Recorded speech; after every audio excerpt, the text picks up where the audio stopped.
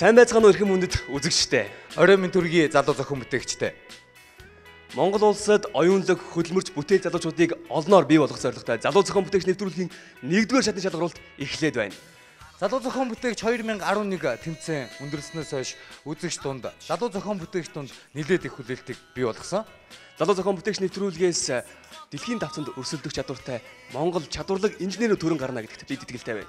Тийм ч учраас бид энэ жилээс эхлэн залуу зохион бүтээгч 2012 уралдааныг Монгол улсдаа 3 бүсд явуулж байгаа. Баруун бүсийн шалгаруулалт Увс аймгийн Улаангом хотод, зүүн бүсийн шалгаруулалт Дорнод аймгийн Чавсан хотно, харин төвийн бүсийн шалгаруулалт Улаанбаатар хотно зохиогдож байгаа юм. Үзэгчдтэй, залуу зохион бүтээгчдтэй дуулгах нэгэн таатай мэдээ байна. Залуу зохион бүтээгч 2012 уралдаан олон улсын тэмцээн боллоо. Үзэгч та бүхэндээ бид Хөх хотоос мөн улаан үдээс нэвтрүүлгээ бэлтэн хүрэх юм байгаамаа. Харин одоо залуу зохион бүтээгч 2012 уралдааны ерөнхий шүүгчдийг тайснаа өрье. Монгол Улсын их сургуулийн мэдээлэл технологийн сургуулийн захирал Лодоор Авсал, Элмонта компани инженер зохион бүтээгч Тогж Авхтан, Шийдвэр ухааны технологийн сургуулийн инновацийн газрын мэрэгжилтэн Болдбаатар.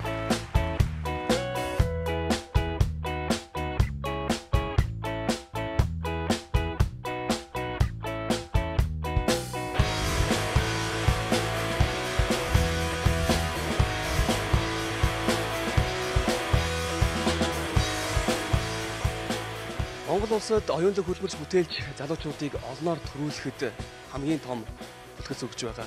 За тэднийг дэмжиж оролцож байгаа манай нэвтрүүлгийн ерөнхий ивент гэгчийг та бүхэндээ танилцуулж байна. Энэ бол Newcom Group.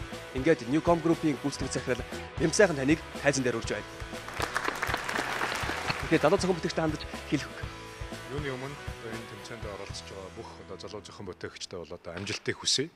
Newcom Group-д өнөөдөр бол 2200 хүн ажилладаг. Тэгээд тэр хүмүүсийн ихэнх нь бол Монголын одоо шилдэг инженерүүд ажилладаг л та. Тэгээд манай харилцаа холбооны салбар, иргэний гарын тээврийн салбар, сэргээгдэх эрчим хүчний салбарт бол дандаа одоо сайн инженерүүд ажилладаг. Энэ инженерүүд маань өнөөдөр бол одоо манай Монголын дэд бүтцийн салбарыг одоо авч явж байгаа хүмүүсүүд байгаа. Тэгээд ер нь Монголын ирээдүй бол сайн инженерг бол төсөөлөгдөхгүй маа.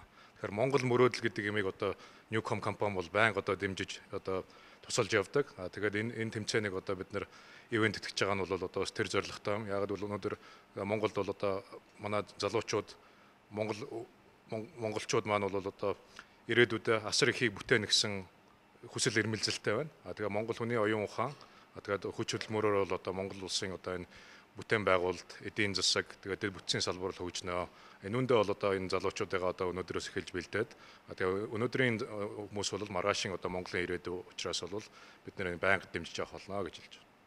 Монгол мөрөөдлийг дэмжиж байгаад маш их баярлалаа. Бас нэг асуулт байна. Таны мөрөөдөл юу вэ? Миний мөрөөдөл бол өнөөдөр Монголын анхны салхин цахилгаан станц гэдэг ямиг байгуулах.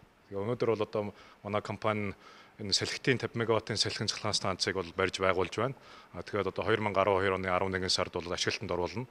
Тэгээд энэ одоо цахилгаан станцаа бид нэр ашиглалтанд оруулаад өнөөдөр одоо энэ төвийн эрчим хүчний сүлжээний одоо бүх хэрэглэгчдэд бол энэ цэвэр эрчим хүч гэдэг юм бол одоо түгээх бол одоо миний тун ойрын мөрөөдөл болоод байна. Таны мөрөөдлийг биелүүлэхэд залуу зохион бүтээгч уралдаанаас шинээр төрөн гарах зохион бүтээгчд болон инженерүүд туслана гэдэгт бид итгэлтэй байна. Та бидний хүсэн хүлээсэн Монгол орон даяар хүлээлтийг бий болгосон нэвтрүүлэг эхлэхэд бэлэн болоод байна. Залуу зохион бүтээгчтэй, эрхэм үзэгчтэй өдөш бүр 21 цагаас Монголын үндэсний олон нийтийн телевизээр залуу зохион бүтээгч 2012 нэвтрүүлгээ хүлээн авч үзээрэй. За ингээд бүгдээрэнд нь амжилт хүсье багш нараа. Залуу зохион бүтээгч эхэллээ.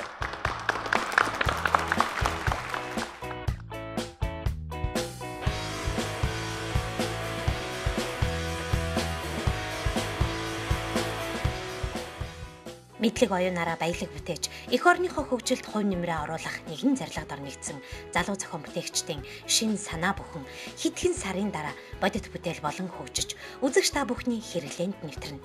Залуусын маань хөдөлмөр шин санаагаар баяжин хөгжсөн Монголд үйлдвэрлэв гэсэн шашигтай цоошин бүтээгдэхүүн энэ удаагийн уралдаанаас олон төрнө гэдэгт бид итгэлтэй байна. Монгол улсын ирээдүйн хөгжилд үнэтэй хувь нэмэр оруулах оюунлаг хөдөлмөрч бүтээл залуучуудаар хүрээгээ улам бүр тэлсээр байгаа залуу зохион бүтээгч улсын уралдааны 1-р шатны шалгаруулалт Улаанбаатар хотоос та бүхэнд хүрч байна. Улаанбаатар хотод явагдаж байгаа энэ хөл шалралтанд эх орны маань 408 зогсоос манай залуу зохион бүтээгч хүрэлцэн ирсэн байгаа. Өнөөдрийнхөө тэмцээний салхийг хагдаад хамгийн ихнийхээ оролцоог тайзнаа өрье. Энэ бол Өвөр хангай аймгаас оролцож байгаа Цэрнэм тайзан дээр гараад ирээрээ.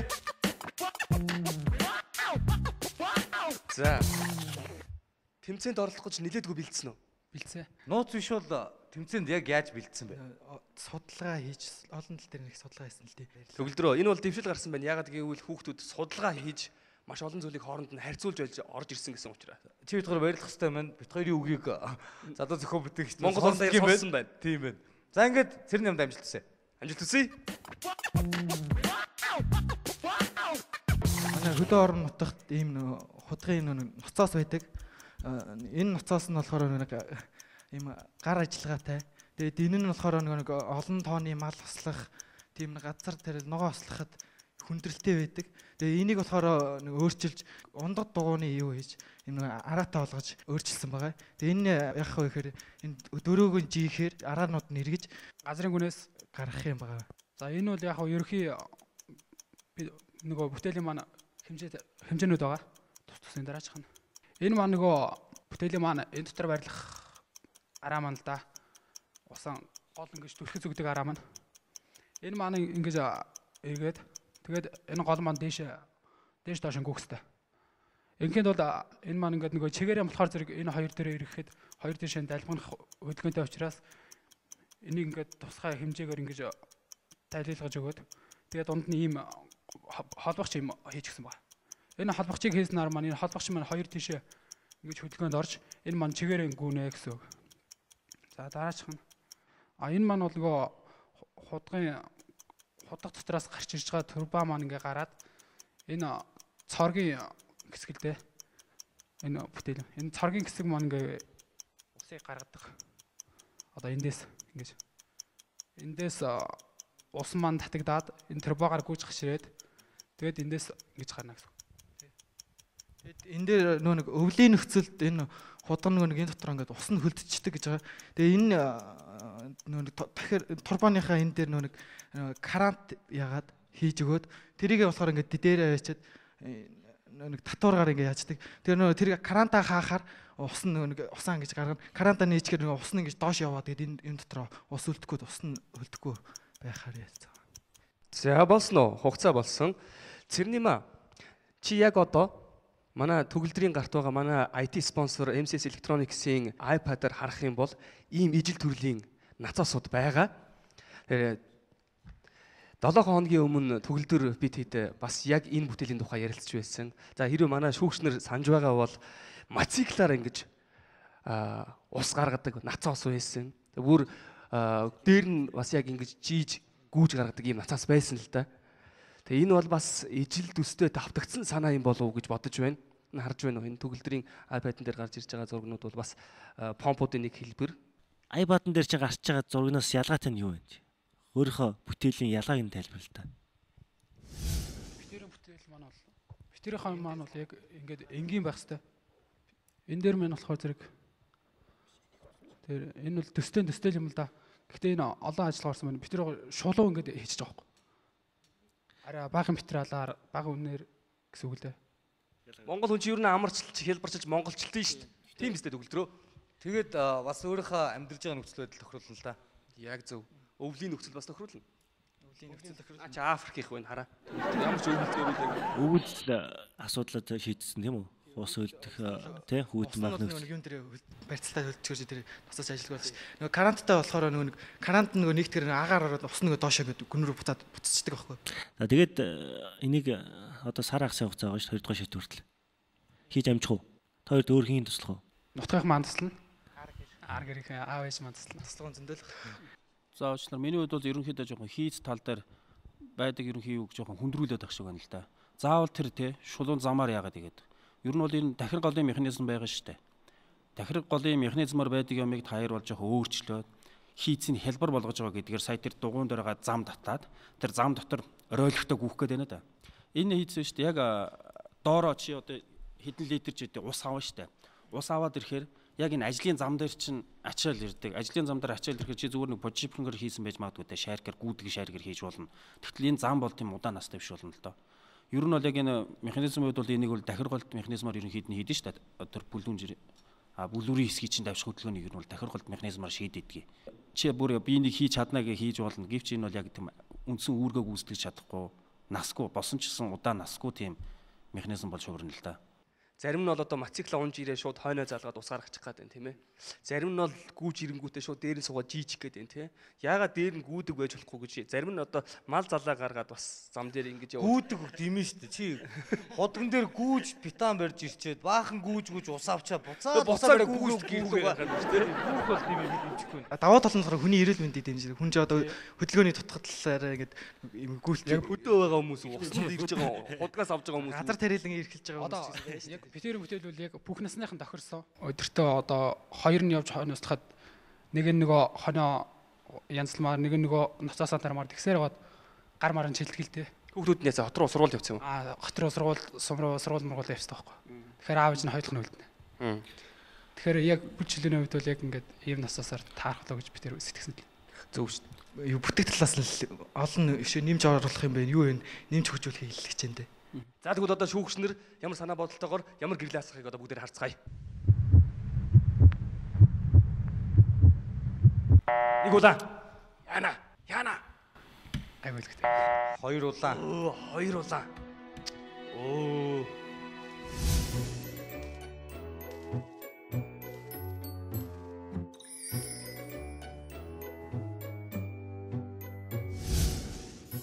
За юу болсон? Шүүгчт маань тэнцээсэн гэлтэй. Тэгээ жоохон санаа манаа нийцээг юм л үү дээ. Ер нь гол алдаа нь хиний бурхан бол Гол алдаа. Өшөө илүү нэмж судалгаа хийсэн болоо гэж бодлоо. Бүр илүү нягтлах байсан билгүй. Тэгээд тэрэн дээр жоо халлаа. зүгээр үстэй. Зүгээрээ Гайгүй үстэй. Дараа орно үстэй. Орноор.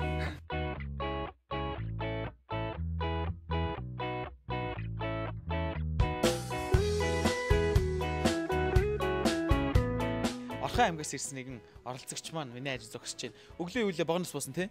Өглөө богоноос боод. Ядарсан уу замдаа? Гайгүй. Шууд ирсэн үү? Шууд ирсэн. За ер нь Орхон аймгийн хувьд гэх юм бол юм өндөг их найдваргүй байдаг юм уу? Тэгээд анх ингээд өндөг шалгаж хийхээр шийдсэн юм уу?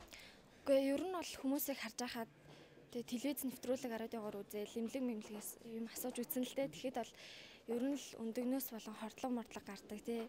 Янз бүрийн баталгаагүй өндөгнүүд ирдэг ч юм уу. Тиймэрхүү асуудлуудыг л шийдэх. Чиний хувьд өндөг дуртай. Дуртай. Энэ бол өндөг шалгагч буюу egg test хийсэн намун дээр тайзан дээр гараад ирээрээ. Хамгийн түрүүнд асуух зүйл байна. Багийн ахлагчид нэг мандат өгдөг штэ. Манай дөрмөр. Та хоёр ягаад тусдаа мандаттай юм бэ? Манай дүүл дээ. Тэгээд манай дүү болохоор би 2 санаагаар бүтээлэр манайд бас 2 бүтээлэр орж байгаа. Тэгээд би бидэд туслах гişүн болоод орж байгаа болохоор Дараачуудаа дүлгэн ороод ирэх юм бол манай үзэгчд битгий гайхаараа дүлгэн багийн ахлагчаар намун дээр туслахаар нь орж ирэх нь штэ. Бүтээлийг юунаас сэдвлэв? Нөгөө хүмүүс өндгийг авахтаа ингээд нарны гэрэлттэй ингээд хараал авдаг тийм хүм байдаг. Тэгээд манай аавч гисэндээ тэгж авдаг. Тийм болохоор ер нь яагаад энийг ингээд доороос нь гэрэл өгөөд ингээд дээдлэлтийг харж болдгүй юм бэ? Нарны гэрэлт харж байгаа юм чи ийм гэрэлт бол харж болно. Манай мөнхөдөр хагалж үзэл авчихдээ. Таглаад зүгээр юм. Би бол шууд усан живүүлэл авах шүү дээ. Усан живүүлж үзэл үндгийг. За 3 минутаа харлаа. Цагаа явуулаарай. Энэ нь болохоор өндөг борлуулагч бизнесмэнүүд болон өндгөөр үйлдвэрлэл явуулдаг үйлдвэрлэгчид болон худалдаач нарт зориулагдсан бүтээлийн маань ажиллах зарчим гэвэл энэ залгуурыг нөгөө тогонд залгана. Асаасан тохиолдолд энэ өндөг тавих зориултын нөхөндөө өндгөө тавиад тэгээд өндгөө шалгах чинь тэгснийхаа дараа энийг унтраалга асааж унтраах юм уу залгуураа тогноос салгачиж болно. Энэ суурин хэсэг байгаа. Энэ суурин хэсэгт гэрэл байрлал доороос нь гэрэл өгнө. Энэ нь болохоор энэ нөхөн хэсэг нь өндөг тавих зориултын нүх байгаа. Би энийг нөгөө хараар боддгийн очир гэвэл өндөг маань гэрэл ирж байгаа гэрлийг сарниулахгүй тулд зөвхөн энэ нүхээр өндгөө гэрлээ гаргахын тулд өндгөө шалгуулахын тулд энийг ингээд нүхлээд бусдуудыг хараар хийж өгсөн байгаа. Яа тайлбарлаж дууссан уу? Би нэг зүйл ойлгосонгүй. Гэрэл асах тэр өндөг нь муудсан байл ямар вэ? Харин тийм. Тунгалаг байвал зүгээр өндөг. Булангартай байвал гайгүй өндөг. Бүр булангартцсан мөртлөө ингээд бүр харт холбоотой байх юм бол тэр нь бүр муут зөндөг. Шууд идвэл хордлонд орж өхнө гэсэн үг юм шүү тийм ээ. Анхааруулга байх хэвээр. Тэгээд анхааруулга болохоор нөгөө худалдан авсан өндөгнийхөө хальсыг заавал угааж ариутгаж хэрэглэнэ үү гэсэн байх. Хальсыг идэхгүй шүү дээ. Үгүй тэрүүгээр дамжин нэн ордог. Хичнээн тэр өндөг тунгалаг байсан ч угаахгүйгээр хэрэглээд өндгөө бохирдуулчих юм бол тэр бас асуудал болно л доо. Тийм учраас анхааруулгыг заавал тавьж өгч байгаа. Энд бол ингээд зураг дээр сарах юм бол 6 гэрэл байна шүү дээ. Тэр болгонд нь гэрэл байх уу, нэг л гэрэл байх уу? Ямар гэрэл тавья гэж бодож байна? Тэр болгонд нь гэрэл байл. Ламп гэрэл юм уу, лед гэрэл юм уу? Лампан гэрэл. Им том өргөн. Тэр чи өдрийн гэрэл тийм байна. Өдрийн гэрлээ. Нэг өдрийн гэрлээр хэдэн өндөг шалгаж болох юм? Хит ч байж болно тий. Наа чи үйлдвэрлэгч хийвэл нэг өөр янз. Дэлгүүр хийвэл бас нэг өөр янз. Одоо дэлгүүр хийвэл ихэвчлэн энэ дээр яаж юм л та сэтгтэй нь явж байна л та. Өөр сэтгтэй нь тавиад сэтгтэй юм бүгдийг шалгачаад ингээ авдаг юм байх гэдэг шүү дээ. Гэрд гэж хийх гэж байгаа бол нөгөө нэг өндөг тавьж байгаа идэг юм аяга байдаг шүү дээ хөөрхөн. Тэрийг л чидэнтэй болгочих юм бол хүн тавьчаал нэг гэрлийн асааж үзчихээ идэж болно л та. Тэг чи яг хэрэглээг хааш нь хараад байгаа юм. Асууж болох уу? Аль хариултан зөв юм? Үгүй. Аль руу чиглэх гээд байгаа гэдэг асуудал байхгүй. Өөрөөр үйлдвэрлэгч зориулж хийх гээд байгаа юм уу? Дэлгүүр худалдагч зориулж хийх гээд байгаа юм уу? Худалдан авах гэж байгаа хүн дэлгүүр дотор тестлэх гээд байгаа юм уу? Эсвэл гэртээ тестлэх гээд байгаа юм уу? Энэ хэрэглээний яг алийг чи сонгож аваад байгаа юм. Ер нь бол бүгдээрээ. Энийг нөгөө бүтээлээ юу өөрчилж олно. Хөрөг чадар сайтай. Манай бүтээл. Үйлдвэрлэлдэг гэвэл бас нэг өөр те болгож олно шүү дээ. Асуулт юм байхгүй. Угаасаа энэ арга бол цоошин арга бол биш байхгүй юу? Зүгээр одоо чинь давс давсанд хөвөлдгөөс хямдхан байна уугүй юу гэдэг асуудалтай харьцуулах гэж чамаас юм асуулт асуудаг шүү дээ. Болдог бол асуултанд асуултаар хариулчмаар байна. Альний сонгуул тэнцвүүлэх юм. Тэгээ ер нь бол өндгийн чинь цаанаасаа компаниуд нь шалгацсан ирдэг юм шүү. Тий. Тийм учраас үйлдвэрлэгчд бол хэрэггүй. Яг үйлдвэрлэгч тэртээ шалгаж нөгөө тамд авчиж гарч байгаа шүү дээ. Нөгөө талдаа өндөг худалдаж явж байгаа хүмүүс хувьдаа ашиглахаа ихэвчлэн сетгэр нь гэхэр авдаг те 30 ширхгээр авдаг те. Гэртээ удаан хадгалдаг. Тэгэхээр гэртээ байсан дээр юм байна да. Ер нь гэртээ шалгаж ийдсэн дээр юм байна. Наман дээр санаагаа хамгаалсаар харин шүүгчид түүний санааг нэг л дэмжсэнгүй. Эрэлт хэрэгцээний тодорхой бус техникийн санаа шийдэл нь ойлгомжгүй дэвшил муутай байна гэж үзснээр өндөг шалгагч бүтээлийн санаа нэгдүгээр шатнаас хасагдлаа. Гэхдээ түүнд дахиад нэг санаа бий. Энэ бол нуруу татагч бүс. Хинж хаанч хизээч ямар ч нөхцөлд ямар ч газар хэрэглэж болохоор бүтээл байгаа. Тэгээд энэ бүсээ энэ дэр жоохон нарийнхан зурцсан л да уучлаарай. Энэ жоох өргөн байвал сайн. Тэгээд энэ доош унцсан нь бас бүс. Тэгээд энэ чэний нөгөө ингээ гүүх зориулттай холбогдсон. Тэгээд энэ хоёр бүсээ арлаар ингээд нөгөө өргөн бүдүүний урт нарийнаа тохируулж болно. Тэгээд энэ нь бол ямар ч хэмжээний уртаар хийгдэж болно. Хувь хүмүүс нөгөө өөрсдөө хэрэглэх учраас ийм аралтай энэ гүдэг аралж байж болно те. Ямар ч олон төрөл байж болно. Энийг болохоор хэрэглэх зааварна гэвэл ингээд хэвтэй байрлалд орж агаад эхний бүсээ ингээд бүслээд доошоогоо унцсан бүсээ энэ бүснээсээ унжсан байгаа бүсээ ингээд хөлөө хийгээд жихэд яг нуруу татагдсан байхаар ингээд тохируулна энэ бүсээ. Тэгээд энэ бүс нь болохоор ширээр хийгдэн гэж байгаа. Тэгээд энэ бүсийг хоёр ташаанаасаа бүслэн гидснийхаа урдлаас буюу энэ хоёр талаас бүслэн гэж байгаа. Хоёр ташаанаасаа бүслэхээр нуруугаа бүхэлдэн татна. Энэ урдаас гидснийхаа урдаас татхаараа нөгөө нурууныхаа яг гол ачаал өгдөг хэсгийг татхаар байгаа. Тэгээд энэ нь ингэснээр ямар ч ажил төрөл эрхэлдэг ямар ч хувь хүн бүх хүмүүс бүх насныханд зориулагдсан бүтээл. Хэрэгтэй л бүтээл юм тийм ээ. Уул нь хэрэгтэй л ингэхтэй багийн гişүү яага гарч ирээ зүгээр. За ихчгээ зоригжуулаад байгаа юм шүү дээ ажил болох тийм үү? Одоо юм үлдээсэнгүү. Ярих боломж олгосонгүй тий. За. За хүндлэнгийн шүүгчээс наад бүс чинь ингээд одоо яах юм шиг байх юм. Яг нуруу татаж чадахгүй юм шиг санагдаад байх юм. Нуруу татах энийг бол манай аав, ээж, эмээ, өвөө өдр бүгд хэрэгэлдэг. Ингээд тийм бүр манайх бүр өөрсдөө хийсэн нөгөө аваарын бүсийг янзлаад хийсэн байгаа. Аваарын бүс нь өөрөө гүдэг аралтай. Тэгээд хийхээр аавж маань нөгөө заавал нэг татхаараа пиццэг имжлэгэнд явал 10 хоног яваал бүтэн 30 минут гэлээдэг. Хальт нэг ингээл ядарсан үедээ нурууныхаа ядаргаа гаргачаал буцаад ч юм уу хитүүн дутаж хэрэглэж болно шүү дээ. Доошоо татна гэхээр яг энчнээс л ингээл доошоо татаад одоо нуруунд ямар дээрээс нь татах ч юм уу ямар нэг тийм үлдээх бол наа чинь Яг нуруу татчих чадахгүй юм шиг санагдаж байна. Бүслээд. Харин тийм хөлөөрөө жин л дээ. Тэгэхээр чинь ийшээ доотлын энэ ясыг доош нь татаад байх юм шүү дээ. Хашаа эсгийн ясыг. Тийм сүүжийг л доош татах. Ингэх юм биш үү? Ингээд татхлаар ингээд нумрах юм биш үү? Үгүй юу? Яаж номер нэг төгөлдрөө. Юу нумрахаар санагдаад энэ надад. Зүгээр ингээд доошоо жигээд бол татагдахгүй. Энэ чинь ер нь бол миний өнгөрсөн жилийн ойлгосноор бол одоо биеийн жингийн 30%-аар ингэж ирүүнээс татаад энэ биеийн жингийн маасаар доош ингэж татах хэрэгтэй биш үү? Өөрөө нөгөө мэдрэлтэй болохоор нөгөө өөрийнхөө хэр хэмжээнд Юутай? мэдрэмжтэй. Мэдрэмжтэй болохоор нөгөө хэр их хэмжээнд яаж татхаа өөрөө нөгөө мэдчихдэг. Тийм болохоор өвдөд ирүүл өөрөө болчих юм байна те. Тийм болчих болно. Заавал нөгөө төхөөрөмж шаарддаггүйгээр хувь хүний хэрэглээнд ойртуулж байгаа. Номон ганц гайхалтай юм чи ягаад энэ бүсээ үнэхээр хэрэглэж байгаа юм аваад ирээгүй юм бэ? Тэгсэн бол отгоо шүүгчдэр өөр дөр зүүлгээд одоо туршаад үдчих гэсэн мөхгүй шууд. Хөвсөж байгаа хийх гээд байгаа шүү дээ. Хөвсөж байгаа хийх гээд байгаа шүү дээ. Хөвтөж байгаа тийм. Сууж байгаа тосож Та бүгд очиод хийгээд үзэж олно. Номоноо бид нарыг гэртээ урьж байна. Бүгдээр нэг орой бүгдээрээ гэрээ шүүгчдэр багаараа очиод бүсийн турш үдчих болох юм байна те. Болно. Хамгийн гол асуудал эрүүл мэндийнхэнтэй ярьсан уу? Физик эмчилгээ гэдэгт нь гормын зөв барьж гин үү, стандарт гэж юм байгаа шүү дээ. Өнгөрсөн жилийн татлагын ор бол эрүүл мэндийн ийм стандарт байдаг. Тэр стандартын дагуу бид нэр хийж байгаа гэж орж ирсэн байхгүй юу? Яг эмчээс бол асуугаагүй. Оо имээ бүгд өрсөн гэж те. Мэргэжлийн эмч хүнээс физик эмчилгээний хүнээс очиж бүсээд өөр дөр нь туршуулна, өөрсдөө харуулна, нэг зөвлөгөө авах шаардлагатай юм байна. Тийм байна. Яг энэ хэлбэрээр ингэж ийхэд бол та магадгүй энэ сур болж байгаа энэ бүслүүрийг сунгах гэдэг юм шиг л жилдэл үүснэ үхээс нурууны чинь таталт бол явагдахгүй. Номона энэ бүсийг хэрглэж байхдаа доош харж өвтөх хэвээр дээш харж өвтөх хэвээр. Дээш харах хэвээр. Доош харуул зөвхөмжтэй юм шиг санагдаад. Дээш харсан. Та бүхэн бүгд очиод хийгээд үзээрэй. Гэртээ өрсөн шүү. Тийм гол нь нөгөө нарийнхан тасарч харахгүй сонголтгүй материал байвал зүгээр.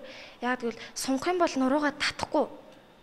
Тэгээд тасарчвал ямарваа нэгэн гэмтэл бэртэл учиж болохоор байхгүй юу. Тэгээ би нэг нөгөө бүх хат материалаар хийсэн. Нөгөө аварын бүсээр хийгээд манайхан гэртээ хэрэгэлдэг. За тэгвэл одоо шүүгчнэр ямар гэрлээ асахыг одоо бүгдээр харцгаая. Нэг улаа яана. Нэг улаа. Найдлага улмал багасаад байна шүү.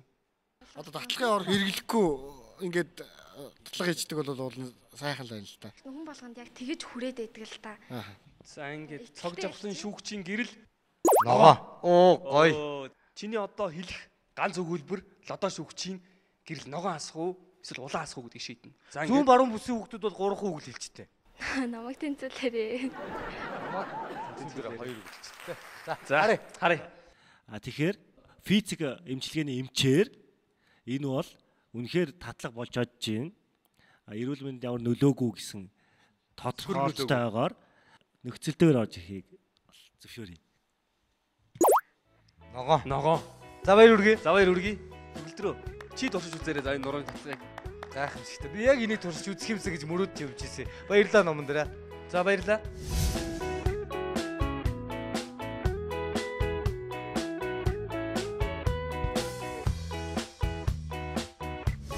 Миний орсон 2 бүтээл бол хоёулаа явахаар хийсэн. Тэгээд өндөр шалгагч маань жоохон тэнцэнгүү. Тэгээд ямар ч нуруу татлахын бүсээрээ тэнцчихлээ.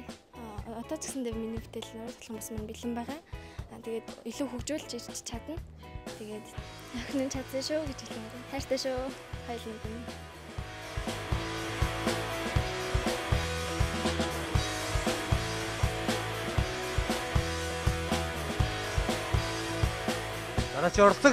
Дараагийн оролцогч Намсрай Орхон аймгаас биднийг зорж ирсэн шинэ тогоон технологийн их сургуулийн үйлдвэрлэл технологи дизайны сургуулийн залуучууд байна. Юм хийдэг залуучууд. Хийнэ. Хийсэн зүйлүүд их виз байгаа. Юу вэ? Гар өрөө ирлэгч тэгээд айргны бүлүүргээ дэр нь бол хийсэн бүтээл байгаа. Намсрай чи өнгөрсөн жилийн залуу зохион бүтээгч ихэр үтсэн бэ? Орин үтсэн шүү. Манай CNC машинаас юугаар онцлог юм? Хашаалтын. Тэрнээс онцлог гэвэл одоо энэ бол 360 градусд бүр бүхлээр нь бүтэн хөрөөдөх боломжтой ямар ч өнцгийг хөрөөднө. Тэгээд өөр дөр маш олон даваа талыг бас агуулсан гэдэг утгаараа. Гайхамшиг. Хоёр тэглэгтэд гингүүтээ 360 гэдэг чи юу лээ төгөлдрөө. Миний мэдлэгийн зэвсгийн эрдэм өрөхгүй байна уу те? Тий, чи тоондоо муу юм байна. Бидэнд гайхамшиг тайлбарлахад 3 минутын хугацаа байгаа Намсрай амжилт хүсье. За баярлалаа. Энийхэн уран хөрөөний маань хажуу талаас авсан зураг байгаа. Энд бол гол тэнхлэгтэй, энд мотортой, энд залгуур буй гişнүр, энэ дээр нь бол хөрөө нь байрлаж байгаа дээр нь. Тэгээд энэ болохоор яг хажуу талаас нарс эндээс нь эргэлдэх хөв байна. Тэгээд энэ бол яг дээрээс харсан байдал нь. Хөрөө нь болохоор голдоо тэгээд энэ зүсэх материал маань бол эндээ дарж өгнө. Дарж өгнөр бол юу дээш ямар нэгэн байдлаар үсрэхгүй аюулгүй ажиллагааг бүрэн хангана. Тэгээд хөрөө маань бол дээш доошоо эргэлдэх одоо давших шилжих хөндлөгөөнөөр хөрөөддөг байгаа.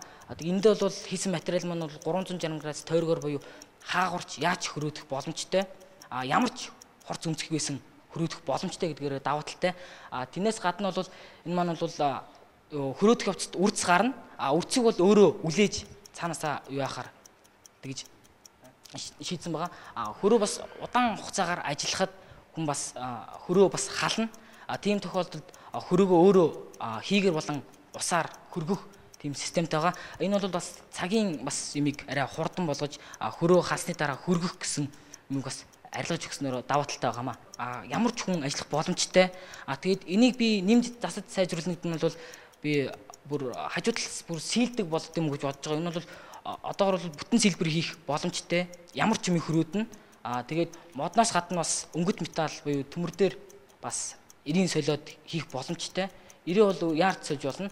Ирээг бол гэхдээ бас өөрөө гар аргаар бас хийх боломжтой. Заавал одоо төмөр өр заавал дахиж худалдаж авна гэсэн шаардлага байхгүй. Ийм даваа талтай байгаамаа. За тайлбарлаж дууссан уу намсраа? За дуслаа. Тайзан дээр урж байна. Ямар эд ангийн одоо бэлнээр аваад ямарыг өөрснөө яг хийсэн тэр нь бол сайн харагдахгүй л байна л да. Юу авсан гэх юм бол зөвхөн мотороос бусдын бол ер нь өөрөө хийсэн. Зөвхөн моторын л худалдаж авсан бусдын бол ер нь өөртөө хийсэн. Мотор эргэлтэн хэд бол? Мотор эргэлтэн тэрг бол өөрөө тохируулна. Ямар ч мотор тавьж болно шүү дээ. Одоо байгаа мотор эргэлт? Одоо байгаа моторын эргэлтэн 3000 хэдэн зөтэй л байгаа.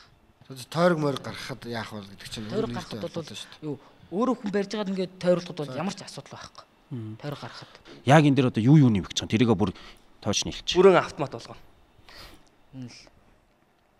Тийм төлөвлөгөөтэй байгаа да. Энэ дээрээ сэлбэрийн үнийн за тэгээд хажуугаар нь бас нэмэлт юмнуудыг хийн гэж бодож байгаа юм. Санаа маань арай дутуу байгаа. За уран хөрөө гэдэг чинь яг ерөнхийдөө тэр нэмгийн 90 дээр ширээ явж байгаа тийм. Хоёрдугаар зүгээр юм фрезер байгаа шүү дээ. Шууд ингээд одоо жишээ нь модны углуурганы нөхс өхийг гаргацдаг тийм иргэдэг хутга байж байгаа. Тэр хөрөө заавал ингэж босон хөрөө. Тийм ирээр ерөнхийдөө тэрийг одоо байрлуулж ширээний хөдөлгөөр хийж болно өстэй. Тэрнээс юугаар ялгаатай? Юугаар давуу талтай болоод та нар заавал энэ хөрөөг сонгож байна? Тэрийг сая одоогор мдэггүй байна. Мдэг байгаа үү те. Төгсөм гэж бол байхгүй шүү дээ. Хөрөө бол иймэрхүү хөрөө яг хийцэн энэ дунд сургуулиудын хөдөлмөр сургалтын багш нар байдгийг. Намайг хооч сүрэн зохион бүтээгчийн сургуульд байхад манай багш яг ийм хөрөө хийчихсэн л хэрэгжилчлээ гэдэг л та. Тэгээд тэрнээс өөр яг онцлог даваа юмнууд нь юу вэ? Энэ ер нь үн өртөг нь хэдүү хэрэг үн өртөгтэй босох хоёр. Үн өртөг нь гэвэл энэ одоо нэг 180-аас 220 мянган төгрөгийн хооронд бол зарагдах. Одоо энэ ширээний тавцсан мовцсон эдгээр бүгдөө ороод уу? Хөдөлгүүр нь ороод уу? Болохгүй. Бүгд төмөр хийчихв шүү дээ. Энд чинь төмөр хийж байгаа үнэлэгтэл нэлээд үнэтэй харагдахарлаа энэ. Төмөр хийцэн одоо тэгэл ер нь тийм багцаад байх байхаа. Энэ бол хэм төсөр босож байгаа гэдэг. Хамгийн хямдхан нэг 200 орчим доллараас эхлээл 400 500 долларын машин байна л да. Техникийн сүүлийнх нь бол уруу бол тэгэж бүтэн тойрог бол хөрөөдөхгүй гэдгээр бас өөр байгаа л да. Сүүлийнх нь бол бүр хэлбэрхэн болчих. Ямар ч хөдлөх механизм ганцхан 200 мвт-ийн лазерын гэрлэл байна. Тэгэл боллоо. Өөр юу ч байхгүй. Ямар ч хөдлөх юм байхгүй. Тэгэл чи лазерын гэрлийн дор юугаа тавьж байгаа л ингээ өрөж байгаа. Өөр жоохон хөвгтэй чинь тийм машин байна. Тэр бол 200 нанометрийн лазер тал үнэ орох байх. Тэгэл өөр юу ч орохгүй. Хас лазер тусгаал тэгэл өрөөдөг юм байна. Лазерын дагуу хөрөөднө гэсэн үг үстэй тийм ээ. Тий. За шүүгчтэй үнэлгээ гэрлээр харъя. Яа 3 улаан гэрэл авчлаа.